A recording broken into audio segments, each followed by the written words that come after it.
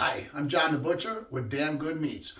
We're here today. We're going to knock down some pork butts for Italian sausage and breakfast links. So let's get rolling. All right, got some butts here. First thing you're going to do, really easy. Grab your boning knife, sharpen that bad boy up. All right, you got a blade bone here. 7-bone blade bone, that's why I call it a 7-bone, shaped as a 7, blade bone, same thing. What we're going to do is going to pull these bones on all these things. We're going to chop these things up for, get them ready for sausage. First thing you do, there's a gland back here. Got to find it sometimes. There it is, right there. You see it? Not a very nice looking thing.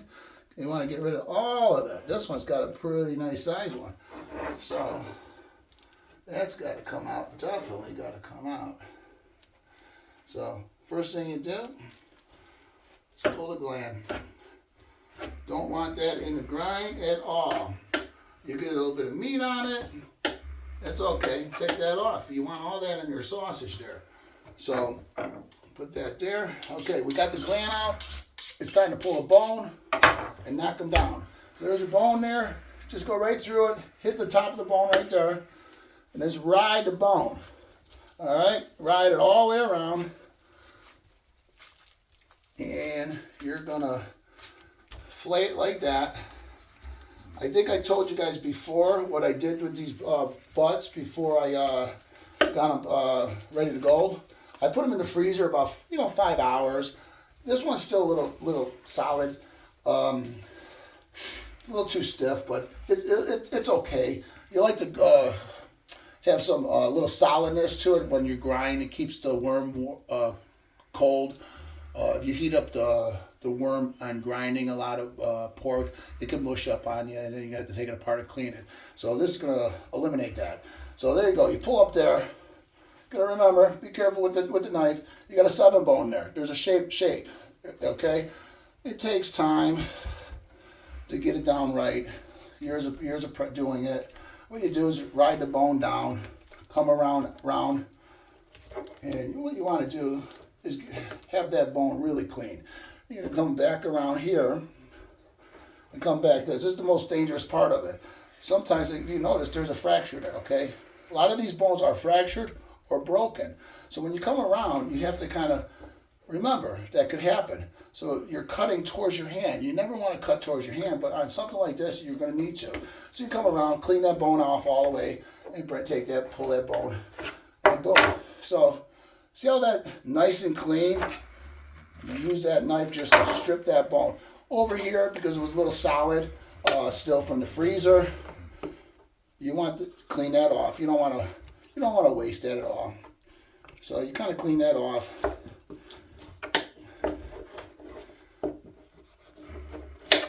Just like so.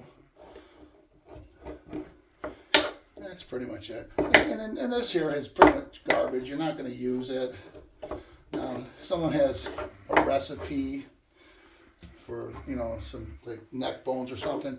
You could use it for stew. I mean, like some soup or something like that. But for me, they're garbage. So there you go. You got a boneless butt now. Boom. That's it.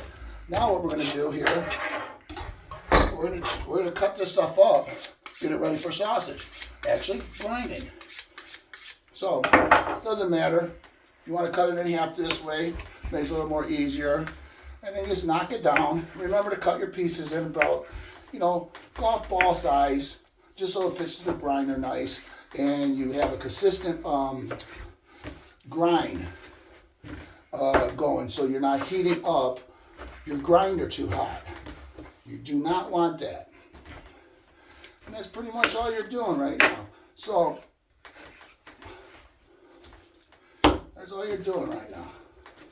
You're just chopping them up, get them ready for grinding, and fat and all.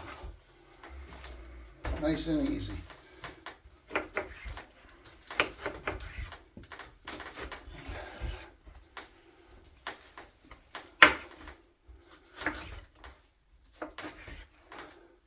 That's the part that was a little more frozen in the other one. It gave me a little problem on that bone. But that's good. That's perfect there because it's going to cool off my worm while I grind. So not worried about that.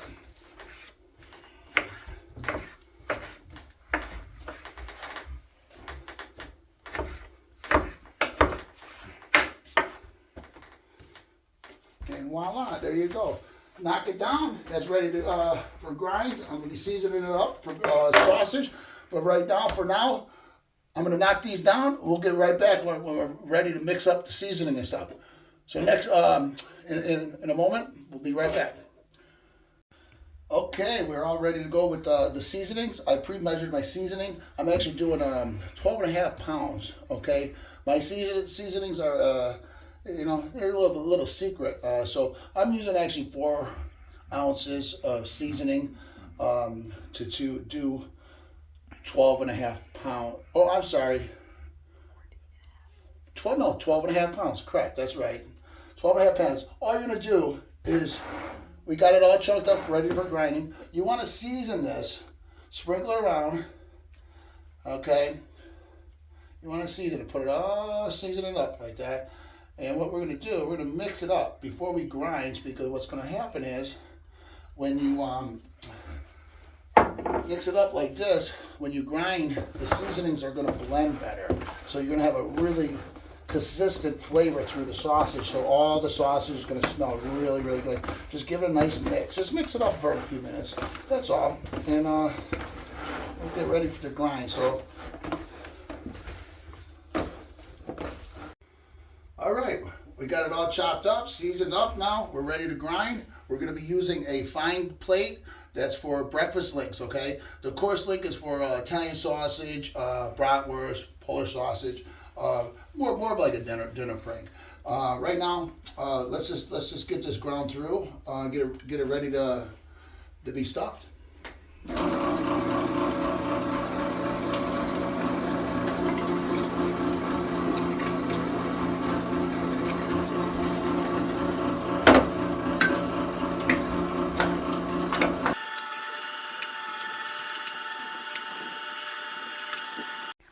Okay, we ground all the pork up for the breakfast links.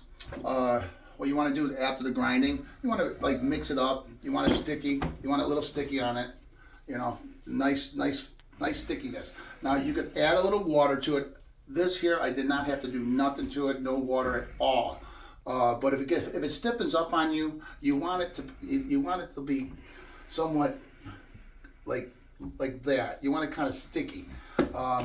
Not thick, because it has to go run through a stuffer maker, the machine. So, but before you stuff the machine and start making your sausage, once you mix this up, you want to take a little patty and you make it fried up. You always want to taste your sausage before you stuff it, because any corrections, or if you're needed to add something, you could always do it. You can't do it after you stuff it.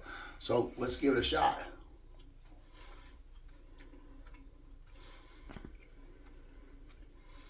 Now that's damn good. I ain't touching it at all. I got it right down to the science. So right now, we're gonna stuff it. We're gonna run the links just like how they are. I'm not gonna even touch this sausage. It's seasoned perfectly. So now what we're gonna do, we're gonna make these balls here. We're gonna grab a handful, make a nice ball, you know, with the sausage maker. Very important to get all the air out. So you gotta form it. Take your sausage and just kind of slam it in there. Slam it in there. Push it down. You need to force all the air out of the meat. And you do this until you fill it up. But make sure you take your time with it. You need to get rid of all the air. If you don't, you're going to have blowouts on your casings. So let me finish stuffing this up, and we'll be right back to run it out. Okay, we're all stuffed up here. We got all our sausage meat inside our sausage maker. We're using collagen casings. Real simple to use. They just slide on. The right way to put them on. A lot of people put them on wrong, going this way because it looks like it goes on that way. It's backwards. You have to put it on this way, so it looks like a soup bowl. Looks like a little soup bowl. There's a reason for that, so just so the casing kind of unravels the correct way. So let's get stuffing here. I started it up a little bit to get the air out of the lines, but let's get going here. What you want to do is you're gonna a little firm feeling, and you don't want you want it kind of filled, but because we're gonna link these, we're gonna keep the casings a little like loose, just so when you pinch them and link them, the casings don't break on you. So you just want a little pressure on it, and we're just gonna run this out and just keep it going. So there's a little air pocket there, but here we go. Okay. And we get down to the last piece, then we're gonna have to redo it. And that's pretty much what you're gonna be doing then. We're gonna run out the rest, and we'll show you how to tray them up and wrap them up. Right now, we got a link upstairs frying. We're gonna test that out too. So see you in a little bit. Okay, we just got done running out 14.5 pounds of breakfast links. I went ahead and I linked them. It takes a little time, but I just wanted to show you. I'm almost done with linking them all. But all you have to do is you're going to pinch the end. You get a little air pocket there. It's okay. That's why it's very important when you're running the sausage out. Keep the casings snug, but you want them on a little loose. You don't want them overfilled, because if you pinch them, you can't. You'll break the casings. These cases are really nice. They work really nice. So all you got to do is pinch. Breakfast links. Eyeball it out. I have a tray here. If you're not sure how big to go, you kind of eyeball it out. Just the size of the tray, how you're going to tray them up. Real simple. But that's all. 3 turns. Like that, a little air pocket there. If you notice how I push the meat in the casing, give it a little twist 3 times. There's a little bit of air there. We'll work that out. Push that in there. Work it out. And you're good. And just keep going all the way down. All the way down. You'll get used to the sizes on the casings the more you do it. So, there you go. I had a little one that just broke on me. But yeah, I think that was the end. It didn't break. That was the end. Okay, what we're gonna do now? All you do once they're linked up like that, even if they're not twisted all the way, it's fine, because you're just gonna take them and just knife them. You want to get yourself set up so it kind of works a little nice there.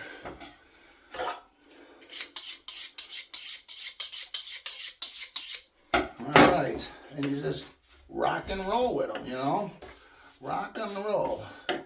That's all. You keep going just like that. There's a small little end piece there, no big deal. And you just keep on going with them. Just keep on going. So real fast, what I'm going to do here, I'm going to tray them up. But you get the idea. So what you do is take the trays here, and you tray them up. Tray them up. That's all.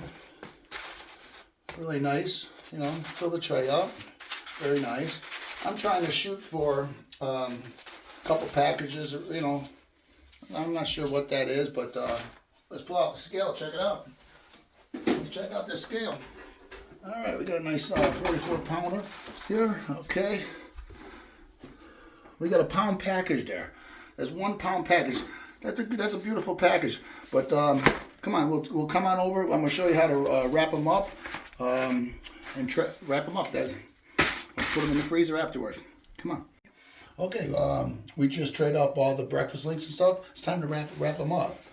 Now what you do is just a little hand wrapper. I'm using a 60 gauge plastic on it. It's good for the refrigeration and freezer.